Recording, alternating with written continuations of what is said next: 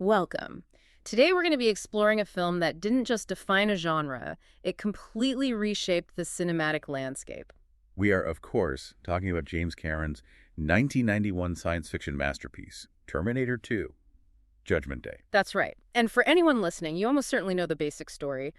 Arnold Schwarzenegger's T-800 is back, but this time he's reprogrammed. He's the protector. Exactly. He's protecting a young John Connor from, well, a far more advanced threat. The T-1000, that liquid metal assassin played so memorably by Robert Patrick. But our goal today is to go, way beyond just recounting the plot. We want to really unpack what makes this film such a landmark. So we're going to get into the history behind it, which is incredibly complex. And the production itself, the revolutionary technology that basically changed Hollywood forever, and the incredible transformations the actors went through. And finally, the themes. The social and philosophical ideas that I think feel even more relevant now than they did back in 1991. Absolutely. We want to give you the full context for why this film isn't just a great sequel, but a true cultural event. Okay, so let's start at the very beginning. And that beginning isn't on a film set. It's in a legal and financial war over the rights to the franchise. It really was a war. You have to remember, the first Terminator in 1984 was this huge, unexpected hit. A sleeper hit, really. Completely. It made over $78 million on a tiny, tiny budget of about $6.4 million. So with that kind of return, you'd expect a sequel to be rushed into production immediately. You would, but it took 7 years for T2 to happen. And that massive delay, it all came down to, well, bad blood and money. So what was the root of that? The problem started with the financing for the first film. To get that $6.4 million, James Cameron and the producer, Gale Ann Hurd, had to give up 50% of their rights. They sold half the rights to Hemdale Film Corporation. Exactly, to a company run by a man named John Daly. And that deal, which made the first film possible, also created a toxic environment that made a sequel seem, impossible. So it was personal. Very personal. The source material is clear that the sequel was stalled until 1989. And while Cameron was busy with other films, like Aliens and The Abyss, the real roadblock was this open hostility with Daly. I read that it got pretty heated between them. It did. At one point, Daly tried to change the ending of the first Terminator without Cameron's consent. It almost came to a physical fight between them. Wow. Yeah. So when you have your director and your rights holder nearly coming to blows, a collaborative sequel is just... It's not going to happen. Cool. So on top of that creative animosity, there's the financial dispute. A huge one. Yeah. By 1990, you have this bizarre situation where the key creative, Team Cameron, Schwarzenegger, producer Gale Ann Hurd, even the special effects genius Dan Winston, they were all actively suing Hemdale. Suing them for what? For unpaid profits from the first film. So they're not just fighting for creative control of the future, they're fighting for the money they were owed from the past. It's pure Hollywood drama. It is. And this is the moment where Arnold Schwarzenegger becomes the key player. Right. By this point, he's arguably the biggest movie star on the planet. The biggest. Yeah. And he knows Hemdale is in a tight spot financially. So he takes matters into his own hands and goes to Carolco Pictures. An independent studio he just had a massive hit with on Total Recall. Exactly. He personally convinces them. He persuades Carolco to just buy the rights outright to end the stalemate. So Schwarzenegger is the catalyst. He breaks the logjam using financial muscle. He does. And that negotiation, by all accounts, was brutal. Carolco's owner, Mario Kassar, later said it was the single most difficult deal his studio ever made. And the cost was just staggering. It really was. The total price just to acquire the rights ended up being $17 million. That's before a single word of the script was written. $17 million. Let's put that in perspective for a second. That's more than double the entire budget of the first film. It is. Just to get the permission slip to make the sequel. It's an incredible figure. And where did that money go? Well, about $10 million of it went to Hemdale, which got John Daly out of the picture for good. But they also had to buy out Gale Ann Hurd's share. She got $5 million for her stake. That's right. And there's an interesting little detail there. After her divorce from James Cameron in 1989, she'd actually acquired half of his remaining stake for a symbolic $1. So the ownership was a complete web. A very tangled web.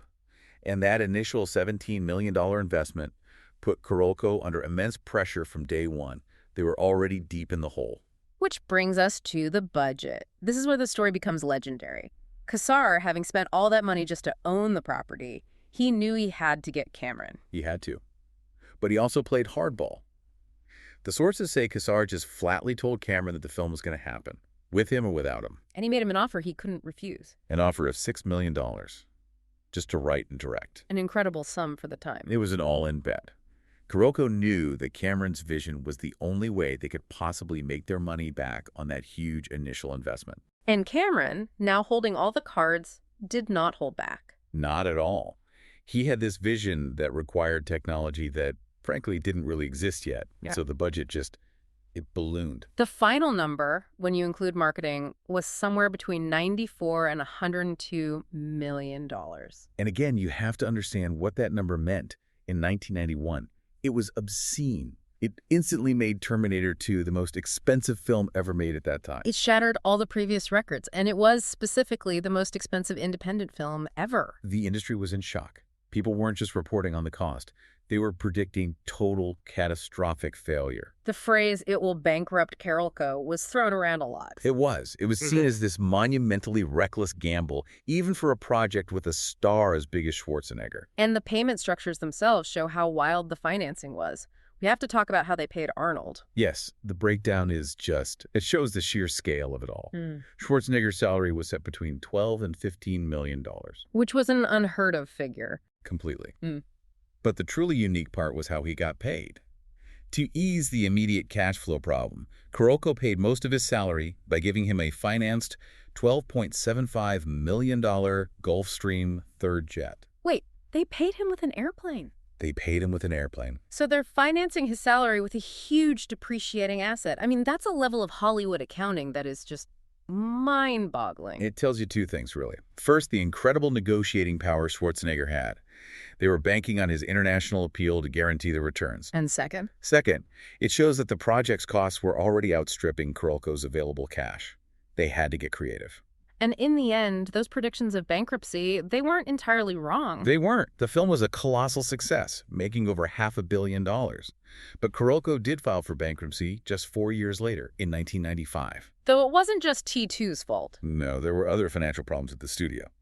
But T2 definitely set the standard for what became a kind of blockbuster arms race. So that whole story, just the fight to get the film made, it really sets the stage for the ambition of the project. It absolutely does. And once the money was in place, Cameron and his co-writer William Wisher, they had to deliver a script that could justify that $100 million price tag. And they move away from the first film's tone, which was more of a science fiction slasher movie. Right. They focus on something bigger, on themes of family, compassion, and free will. They knew they had to do something completely different to avoid just repeating themselves. Which they did by totally transforming the three main characters, starting with the T-800. Yes, this is where they really started to play with audience expectations. Schwarzenegger was very interested in coming back, but only because the character was so different. He wasn't the villain anymore. He was more complex, more sympathetic. He was the protector, and that was absolutely central to Cameron's vision. He wanted to redefine this icon he had created. Because the first Terminator, despite being a ruthless killer, had become this cultural hero. Exactly. Cameron felt a kind of moral responsibility to address that. So he kept the power fantasy, the unstoppable machine, but he made him non-lethal. He maims people, he doesn't kill them. Right. He uses rubber bullets, he shoots people in the kneecaps. It's a fundamental shift in the character's programming and his purpose. And Schwarzenegger, being the biggest action star in the world, was a little worried about that, about losing that lethal edge. He was. But his only request to Cameron was very simple. He just said, just make me cool. And they did. Part of that came from this incredible physical discipline. Oh, the training was intense. To get that cold, machine-like presence, he worked for weeks with stunt coordinator Joel Kramer. And what was the focus of that training? The main thing was learning to remain completely stoic, totally unaffected by the chaos around him. You have these massive explosions, huge fireballs going off right next to him, and he doesn't flinch. He doesn't even blink. And that translates directly into the character's relentless, unstoppable coolness on screen. It absolutely does. But if you're making your hero into a more sympathetic father figure type, you need a new antagonist who is genuinely terrifying. Truly alien, an overwhelming threat. And that brings us to the T-1000 and to Robert Patrick. The casting here was so important. Cameron wanted a total contrast to Schwarzenegger's physique. A complete contrast. The T-800 was always described as a panzer tank, this older, brutish piece of machinery. The T-1000 had to be the opposite. Of Porsche. A Porsche. Sleek, fast, agile, and utterly modern. Impossible to escape. And Robert Patrick, who was, believe it or not, living in his car when he was cast, he embodied that perfectly. He did. And his preparation for the role was just legendary. It showed this obsessive level of dedication. He trained to be able to sprint for long distances without showing any fatigue. That's right. No heavy breathing, no visible exhaustion. Really? It was absolutely key to making the T-1000 seem like this tireless, implacable force of nature. And then there was the weapons training. Yes. He worked with a weapons master, Harry Liu, who taught him how to handle his Beretta handgun, how to reload it, all without ever looking down at his hands. And eventually, without even blinking. Without blinkings. Yeah. That one detail, the lack of blinking, combined with his constant fluid motion, is what makes the character feel so unsettling and non-human. It takes away that tiny gesture that signals a moment of vulnerability. It does. And he brought his own ideas to the movement, too. He said he was inspired by watching predators hunt. Like what? Reptiles, cats, sharks. Yeah. And he developed this very specific eagle-like head tilt when he was running to suggest this constant forward momentum. It's all about total focus on the target. It's an incredible performance, completely fused with the visual effects, and it's wild to think that it almost didn't happen. Right, the casting near miss. Billy Idol was actually the first choice for the T-1000. The rock star. The rock star. But he was in a very serious motorcycle accident that forced him to drop out. And Cameron later said that while Idol would have been interesting, Patrick's performance was it was perfect. Maybe even serendipitous. So you have the machines being redefined, but the most demanding transformation, both physically and psychologically, it fell to Linda Hamilton. Without a doubt. Cameron was adamant that he would not recast the role of Sarah Connor. She was essential. She was paid about $1 million for the role, which is a lot of money, but she herself pointed out the massive pay gap with Schwarzenegger's salary. A significant disparity, yes. But her transformation for this film wasn't just physical. It was ideological. She didn't just get in shape. She became a soldier. A self-sufficient warrior completely dedicated to one mission, stopping Judgment Day. And her training regimen was just grueling. It speaks volumes about what this production demanded of its actors. She was training 3 hours a day, 6 days a week. With a former Israeli commando, Uzi Gal, she was on this incredibly strict, low-fat diet, doing judo and military training. She said she was often getting only 4 hours of sleep a night. She called the whole experience sheer hell. She did.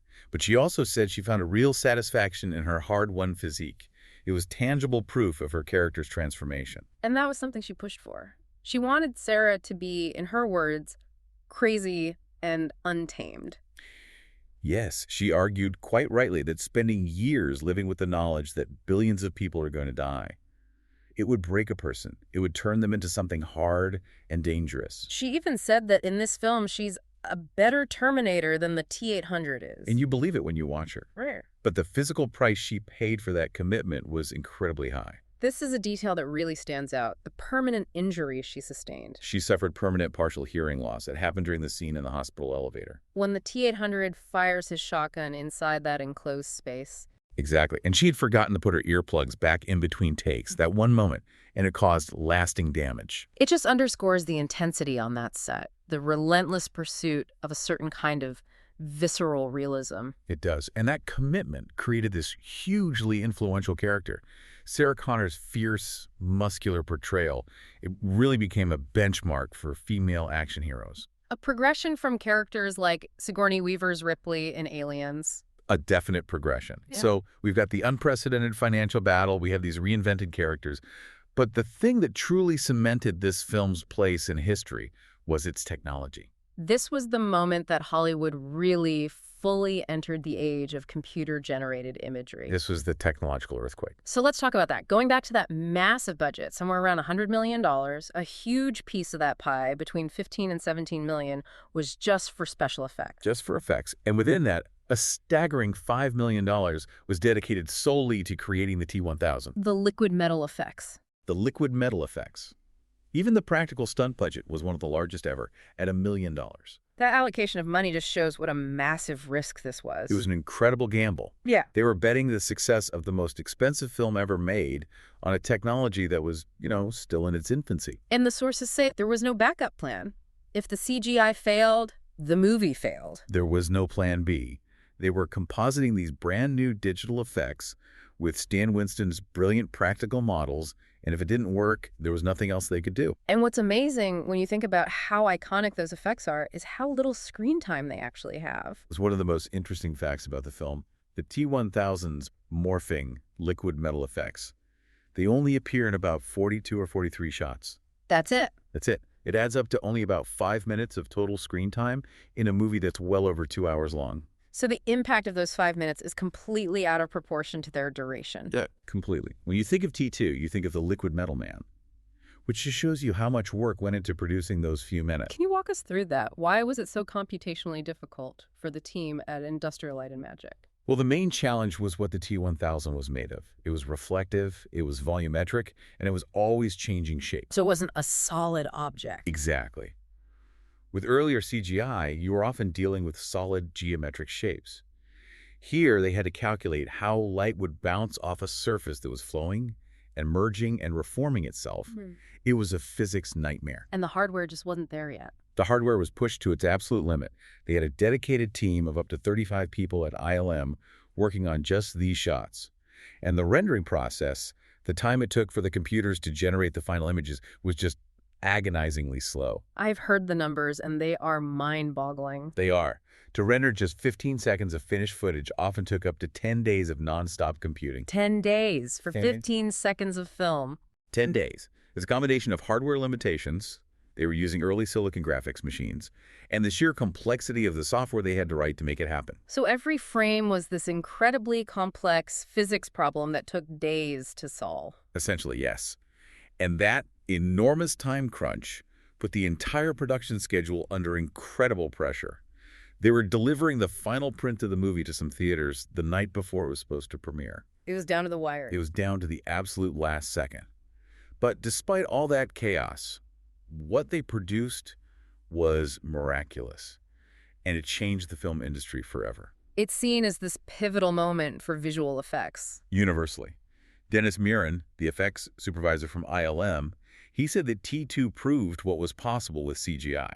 He specifically said that a film like Jurassic Park a couple of years later wouldn't have been possible without the breakthroughs they made on T2. And the T-1000 character itself holds a world record, right? It does. The Guinness World Record for the first major blockbuster movie character generated using computers.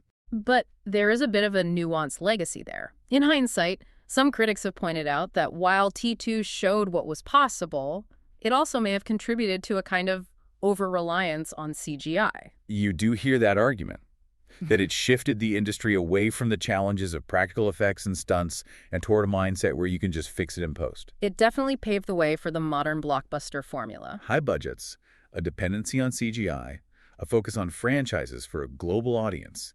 T2 really wrote that playbook. The achievement was undeniable, but its long-term effect on filmmaking is still something people debate. Okay, let's pivot from the mechanics and the technology to the emotional core of the film, the themes and the character dynamics that really make it all resonate. This is where the spectacle gets its heart. And James Cameron himself always said that the relationship between John Connor and the T-800 was the heart of the movie. He compared the T-800 to the Tin Man in The Wizard of Oz. Exactly. It's this machine, this killing machine, that slowly, through its interactions with a child, learns what it means to be human. It gets a heart. And the film explores that idea of compassion beautifully. The T-800 is this perfect, relentless protector, but he's also a blank slate. He learns everything from John. Catchphrases like, "Hasta la vista, baby," high fives. Yeah. But it goes deeper than that. He eventually evolves to understand and even display emotions like grief and ultimately sacrifice. And what's so brilliant is how that's contrasted with the human characters. While the machine is learning humanity, Sarah Connor has become more like a machine. It's a fantastic thematic inversion. Cameron called her a tragic character because she's become so emotionally cold, so distant. Because of what she knows. Because of what she knows. She believes that almost everyone she meets is already dead. They just don't know it yet. So she can't form attachments. She's been completely isolated by her burden. You see it in that scene right after she escapes the mental hospital. She hugs John, but it's not a mother's hug. No, the first thing she does is check him for injuries. It's a cold, practical assessment of his physical condition, not an emotional reunion. She's prioritizing his survival over their connection. So in this strange inverted family, the T-800 actually becomes the better parent. In many ways, yes. He gives John his undivided attention. He learns his needs. He's the more functional, stable presence in his life, while Sarah is just driven by her trauma. And that blurring of the lines between human and machine, it's central to the film's social commentary, especially with the T-1000. Yes, the design of the antagonist is so intentional. Cameron and Wisher didn't make him a monster. They made him a police officer. Which is a profound choice. It's incredibly profound. It represents the idea of an institution that's meant to protect, meant to show empathy, instead becoming cold, detached, and machine-like in its execution of duty. And you see that play out in the raid on Cyberdyne Systems. That scene is so crucial. It's where the science fiction narrative is layered with this really powerful, real-world commentary. It centers on the character of Miles Dyson, The creator of the technology that will become Skynet. And he's portrayed as the most purely human character in the film. He's a dedicated scientist, but he's also a loving husband and father. And during the raid, the SWAT team storms in and they shoot him. They shoot him fatally, without any warning. They mistake him, an African-American family man in his own home, for a threat. And that act, that machine-like execution of policy without empathy, it's the very thing the T-1000 represents. And the contrast is made even more stark by what happens moments later. It is. Yeah. Because just after that, the same police force confronts the T-800, a non-human entity, and they give him repeated verbal warnings before they open fire. It's a chilling piece of filmmaking. It really is. It uses the supposed heroes to embody the very emotional coldness that the film is criticizing. Dyson's death is this tragic human anchor in the middle of all the sci-fi chaos. That complexity also extends to the film's own relationship with violence, which a lot of critics pointed out. It uses extreme violence to make a point about preventing war. It's a contradiction that Cameron was very aware of. He even called T2 the world's most violent anti-war movie.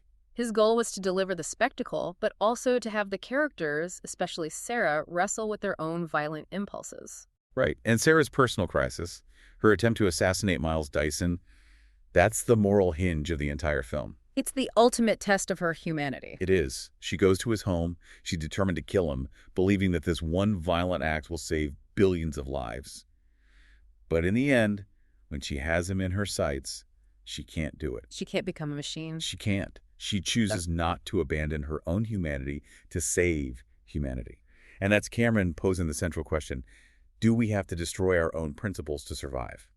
And the film's answer is ultimately about free will. It's a much more hopeful message than the first film. Much more. It's summed up in that key line, the one Schwarzenegger quoted so often: no fate but what we make. The idea is that if a machine can learn the value of a human life, then maybe humanity can learn to control its own destiny too. There are also some other interesting social readings of the film. We talked about Sarah Connor as this feminist action icon. A huge step forward for female-led action films. Her physique, her capability, it was all celebrated.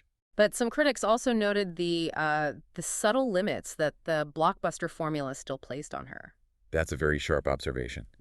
As capable as she is, as skilled as she is when it comes to the final showdown, her efforts to stop the T-1000 aren't quite enough. She needs the P-800 to step in at the last second and save the day. Exactly. So you get to admire this incredibly strong female hero, but the male protagonist still gets to deliver the final sacrificial blow. It's a reflection of where Hollywood was at the time, sort of hedging its bets. And then there's a fascinating economic interpretation of the film. Yes, this was probably unintentional on the filmmaker's part, but it fits the context of the early 90s perfectly. The idea that the film is an allegory for American industry versus Japanese technology. So the T-800, the older, bulkier, but more dependable model, he represents declining U.S. industries. Exactly. And the T-1000, this sleek, advanced, unstoppable new technology, represents the rise of foreign, particularly Japanese, tech firms that were seen as replacing them. And the final battle takes place in a steel mill. An American steel mill, a powerful, almost sad symbol of that collapsing industrial base. The idea that the older American tech, the T-800, has to destroy itself to defeat the advanced foreign tech. It's a very poignant, if accidental, commentary. That adds a whole other layer to that final sequence. It does. So it was this massive gamble on every level, financial, technical, thematic. But let's talk about the results. Because Terminator 2 wasn't just a success. It was a global phenomenon. It's a juggernaut. And from its very first day, in the U.S., it broke records left and right. Highest grossing Wednesday opening, highest R-rated opening. It had the second highest 5-day opening weekend ever at the time, with $52.3 million. Only 1989's Batman had done better. And the word of mouth was just incredible, which brings up the irony of its R rating. Yes. It was technically restricted to viewers 17 and over, but the audience was almost evenly split. Adults, teenagers, and a huge number of children. It was called an open secret at the time that kids were sneaking in to see it. They were. And the studio knew it. They capitalized on that young audience with this incredibly aggressive marketing and merchandising campaign. So for an R-rated film. For an R-rated film, they sold toys, trading cards. They even made a perfume called Hero. By 1997, that merchandise was estimated to have generated $400 million in sales. A staggering number. And part of that marketing push was the music video. Right, the cross-promotion with Guns N' Roses, that was something Schwarzenegger himself insisted on. The video for You Could Be Mine was a huge hit on MTV and tied the film directly into the biggest rock band in the world. And internationally, the success was even bigger. Monumental. It was the first movie ever to gross more than $300 million outside of the U.S. and Canada. Its total worldwide gross was over $519 million. Making it the highest-grossing film of 1991, and at the time, the third highest-grossing film in history, right behind Star Wars and E.T. And that commercial success was matched by critical acclaim. It was. Audiences loved it. It earned a rare A+ cinema score, which means people polled on opening weekend were almost universally satisfied. And the Academy recognized its technical achievements. Deservedly so. It won 4 Oscars for makeup, sound effects editing, and of course for visual effects. And there's a unique piece of trivia there. Yes, T2 became the first film in history to win an Academy Award when its predecessor hadn't even been nominated for one. That just highlights how revolutionary it was seen to be. And the legacy of that success, it elevated everyone involved. It cemented Schwarzenegger as the biggest international star. It allowed James Cameron to negotiate this massive 5-year, $500 million production deal with 20th Century Fox. And the characters became true cultural icons. Absolutely. Sarah Connor is still held up as one of the greatest female action heroes. The T-1000 is one of the all-time great movie villains, which led to him getting cameos in films like Wayne's World and Last Action Hero. And of course, there's the dialogue, "Hasta la vista, baby." A line that Schwarzenegger would later use constantly in his political career. The film's significance was formally recognized in 2023, when it was selected for preservation in the National Film Registry. An incredible legacy. Which makes it important to remember that this was supposed to be the end of the story. That was Cameron's full intention. He said the film brings the story full circle and ends. He and Wisher wrote it to be a definitive conclusion. The T-800 is destroyed. The future is saved. No loose ends. But of course, with that much success, the franchise was too valuable to let go. And we got the sequels, Terminator 3, Salvation, Genesis, Dark Fate. But the general feeling is that none of them ever managed to recapture the magic of the first 2. It led to a lot of audience fatigue and criticism that the later films were just repetitive. And for many fans, the real damage to T2's emotional impact came with the last one, Dark Fate, in 2019. Right, which opened with a scene that retroactively undid the entire ending of T2. It did. A new T-800 shows up and kills the teenage John Connor. And that decision, which was made to reboot the timeline, was widely seen as undermining the hope and the sacrifice that defined the ending of Judgment Day. It really shows how much cultural weight that original ending carried. Sarah's final monologue about having hope for an unknown future. Her final thought, that if a machine, a Terminator, could learn the value of human life, maybe we can too. Which brings us right back to where we are now. We've looked at the production, the tech, the characters. Terminator 2 did so much more than just set a new bar for effects. It told a story that championed free will over determinism. It remains this towering achievement in filmmaking because of that ambition. A willingness to take these incredible financial and technological risks. And that technological side is exactly why the film feels so urgent today. James Cameron himself said recently that the central idea of the film, the rise of self-aware AI, has moved from fiction to reality. It's no longer just a fantasy. Not at all. At the end of the film, Sarah has hope, because they've stopped the creation of this unchecked, dangerous artificial intelligence at its source. They destroyed the microprocessor. They averted the crisis. And that moment, the film presents it as a critical fork in the road for humanity. So the question it leaves us with is a powerful one. It is. With the rapid, real-world evolution of AI technology all around us, are we now standing at a similar fork in the road? A moment where the value of human life hangs in the balance? And unlike the institutions the film critiques, are we prepared to make the difficult, empathetic choices that Sarah finally made to ensure that our future is one we make for ourselves? That is something for you to consider.